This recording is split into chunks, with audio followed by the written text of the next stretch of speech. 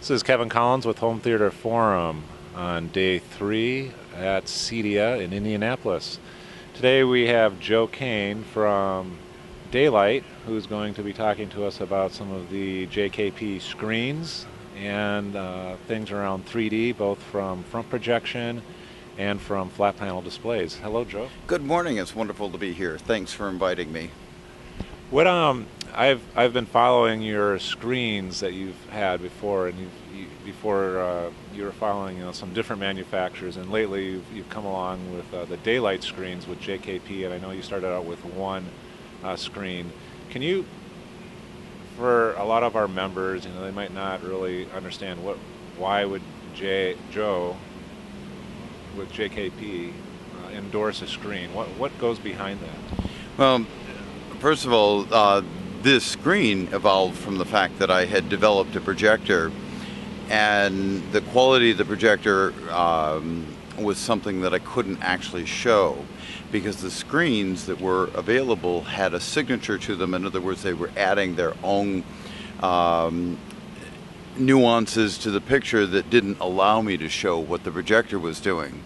So the gestation of the Affinity series screens from Da-Lite came from a need to have a screen that could show me what the projector is doing instead of a screen that would compensate for something, as an example, compensating for ambient light or a lack of light or whatever from the projector.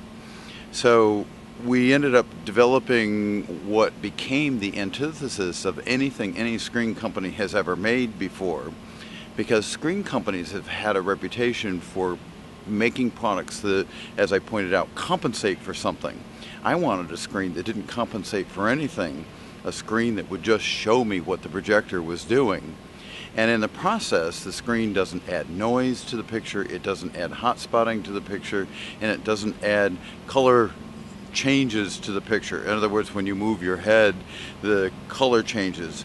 So the screen offered me the most uniform picture I had ever seen. In fact, as much as I knew that I needed the screen, I had no idea how badly I needed the screen until I got it. Isn't there other features on the screen, first, certain screens, if they don't have a high gain, then you start to lose the hot spotting and the color shifting. But it seemed like there was issues when you said your new projector. It was obviously referring to the Samsung 800 and 900, where you were first doing a projector for the first time that was 1080p. It was coming out with the Blu-ray and HD-DVD format. Wasn't there something about the texture that with 1080p this screen kind of addressed in terms of sparkles or something like that? Well, that was certainly the beginning of getting involved. That when screens have gain, you usually end up spray coating them with a surface that will push light forward, and that surface, the granularity of the surface, interferes with the pixelization from the display. And basically what happens is it adds noise to the picture. Now, I'm confident all your viewers have seen sparkles and granularity in a screen. Well, that actually seriously detracts from the quality of the picture. And you don't know how much it detracts until it's gone. And once it's gone, it's suddenly, oh my gosh, you walk into anybody else's home that has a screen with granularity in it, and you look at them and say, how could you possibly put up with that? So the granularity was the primary reason that I went after a different screen. But because basically the coercivity or the coarseness of the granularity dictates how much the screen will push light forward. If it's a really coarse screen, it'll push light forward by a lot. If it's a fine screen, it will not push light forward by as much. But even a matte white screen has coercivity. And so ideally, I wanted a screen that didn't have any coercivity, so that no matter what resolution the projector, and it was the 1080p that really made me aware of the problem. But if we get to 4K or 8K or 132K, whatever we get to, having no coercivity to the screen whatsoever means that this screen has the life of anything that's going to come in the future. So instead of just trying to reduce the grain, getting rid of it was the real solution to a high quality picture. When the 0.9 gain screen, there's a, what's the two screen gains that you guys have? Well, there's actually three in the product line. There's a 0.6 gain screen, a 0.9 gain screen, and a 1.1 gain screen. Now, most people, I want to clarify this because most people may be confusing gain with directivity. Those are two completely different things. Directivity is how much the screen pushes light forward, and you can tell if a screen has a lot of directivity because it will hotspot. The gain is actually what it does to the incoming light.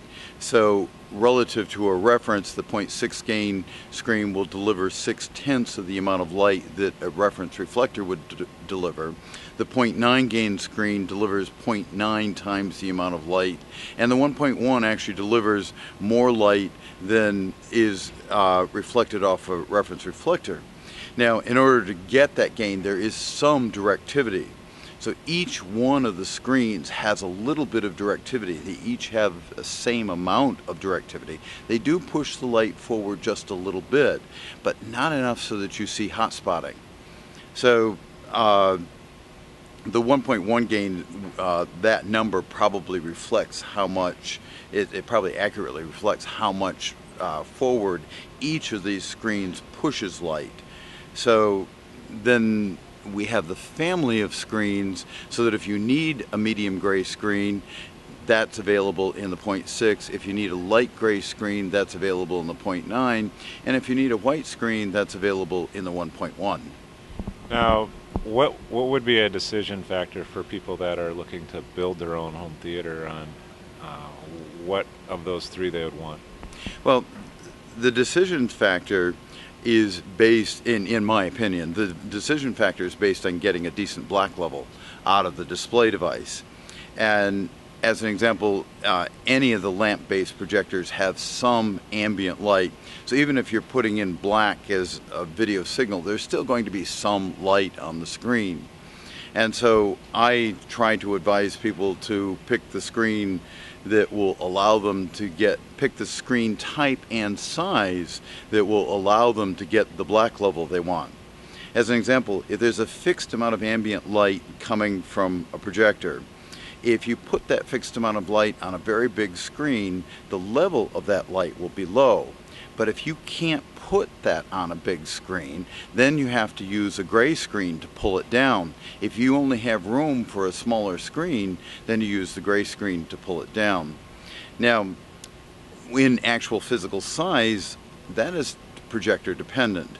And hopefully the dealers know enough to measure the projectors and determine what that ambient light condition is, and then pick the screen size and screen type that best fits the projector that you're trying to use.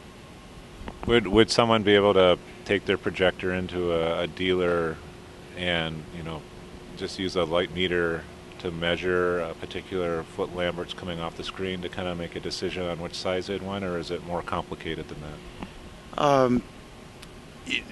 The dealer, you're saying take it to a dealer. I would hope the dealer would actually have a meter so that they can measure the light, because that's something that's going to be necessary. So just taking it to any dealer might not work. That you probably have to find a dealer who would actually know how to make these kinds of measurements. And you know, making decisions on where to put this, I actually think that responsibility belongs with the dealer, in the sense that every projector is different. And as you've walked around this show and you've seen different projectors, the ambient light from each projector is completely different. The light output capability is completely different. As an example, if I were to take a Christie and put it on a 15-foot wide screen, I'd want a 0.6 gain screen. My projector, if I put it on a 6-foot wide screen, I need a 0.6 gain screen. So those are two huge different things, but it's projector dependent in making the decision of the type of screen and the size of the screen.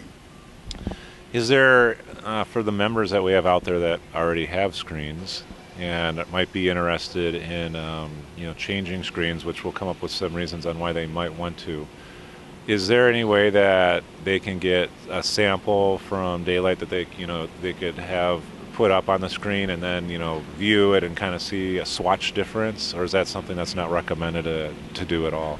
Actually, I do recommend doing that. Da-Lite hands out, I think they're 8-inch by 10-inch pieces, samples of the screen material, and dealers should have these so that the customer can take it home and look at it.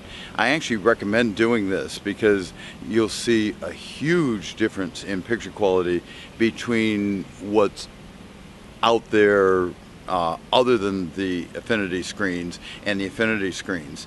The difference has been shocking. When I first premiered the screen, as an example, almost everybody who walked into my display looked at the picture and said, "Oh, you have a new projector." I said, "No, I have a new screen."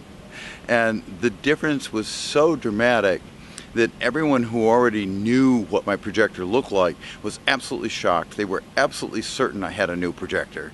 When they saw my projector on the screen, the difference is so large that no one missed the difference, and everybody was all excited because I had a new projector, and well, no, I have a new screen that's allowing me to show what the original projector was capable of doing.